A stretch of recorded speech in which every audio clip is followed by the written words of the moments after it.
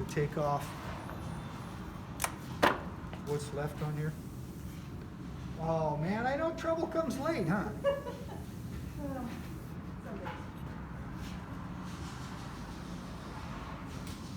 So you notice how I've got my elbows in when I'm doing my trimming, because I don't want things to rattle around.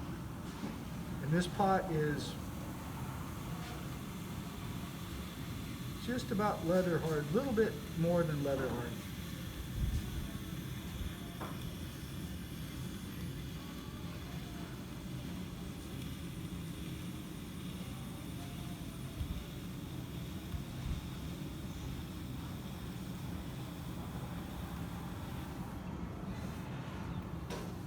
So you can see how you get these lines when you're trimming. So I just wanted to take a light cut on there just to show you guys how we're going to get those out. So I'm going to take a sponge and I'm going to bring up some slip.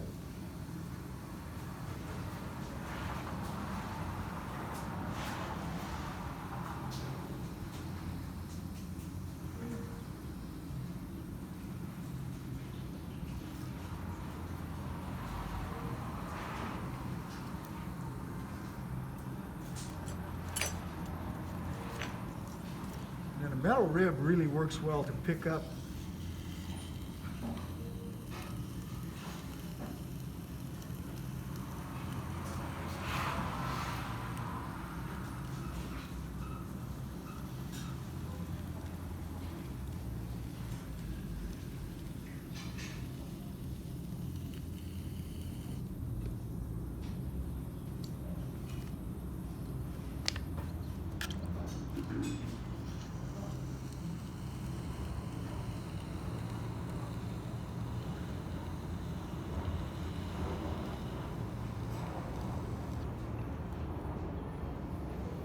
and then I usually have a little mirror which helps me see the shape so I don't have to keep getting off the reel.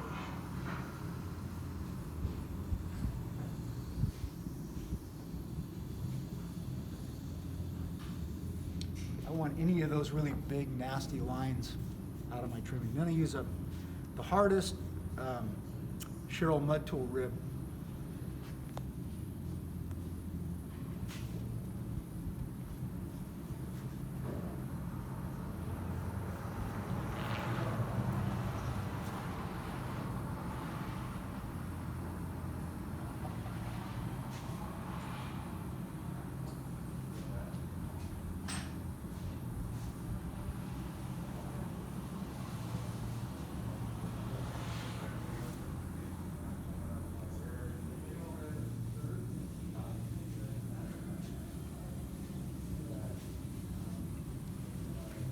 You can see I've got most of the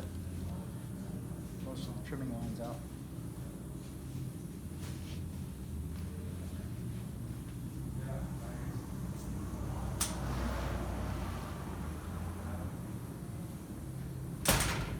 You know, if you've ever been in New Mexico and seen any of the Pueblo pots, they will take hours upon hours. Use graphite, use oil.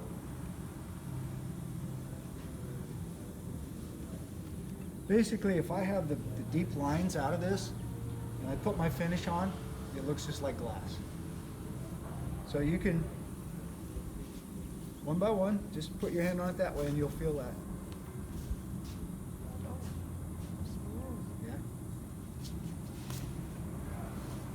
So this is what we're trying to achieve.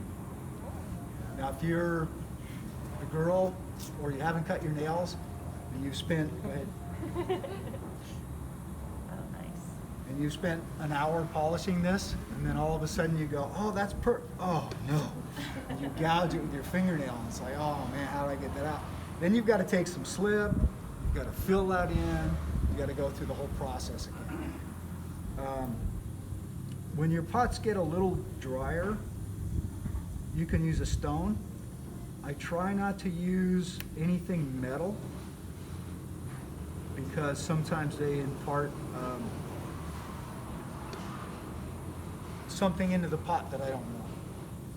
So for like $3 on eBay, you can get a polished stone,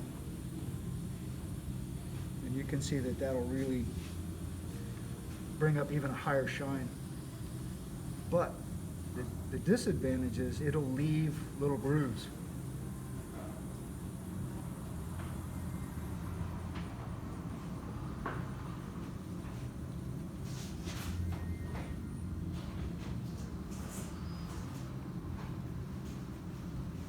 And you notice how I have my hand on the inside?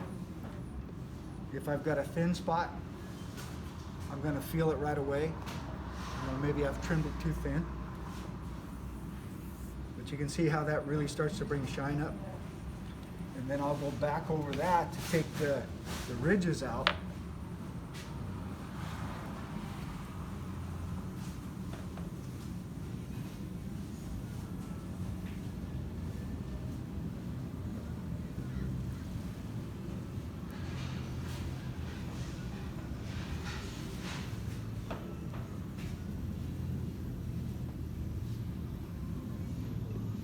And that smooths that back out.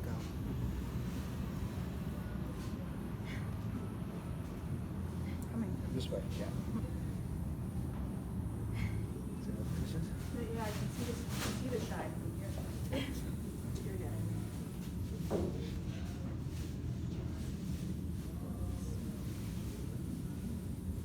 So then once I put my floor finish on there, it just blends everything.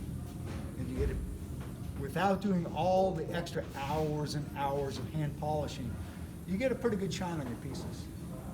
But the biggest thing is, after I've trimmed, I've got to get those big lines out of there, because they're going to show up. And I don't want to ruin all the work that I put in the surface of that pot. Okay? Now what do I do with the other side? Oh no! Oh no!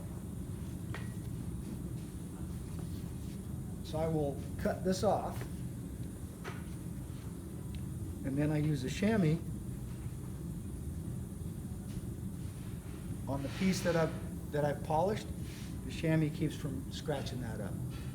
So then I'll turn this over and trim the bottom, and then blend the two pieces together, and then let it dry. Okay? What are you using as a chuck? What's your chuck? Your chuck, what is that? Clay. I just painted it black.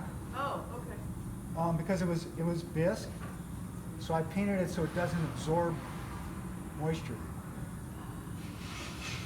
Otherwise, it absorbs the moisture, and then I run into trouble.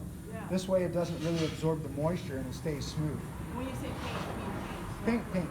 Actually, I used tool, tool gripper stuff. Uh-huh. Yeah, that's what I used on.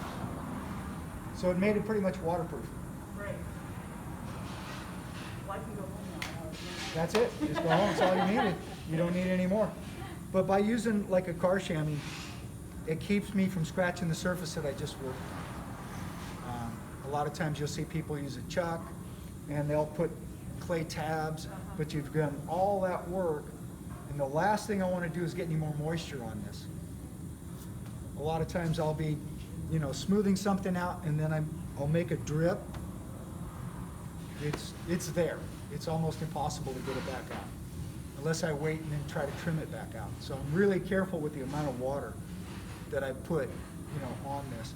The other thing that works good besides a sponge is a t-shirt. Because sometimes a sponge will pick up too much clay, and the t-shirt has that tendency to kind of keep everything down. I'm not picking it up. Okay? Thank you so much. Thank you.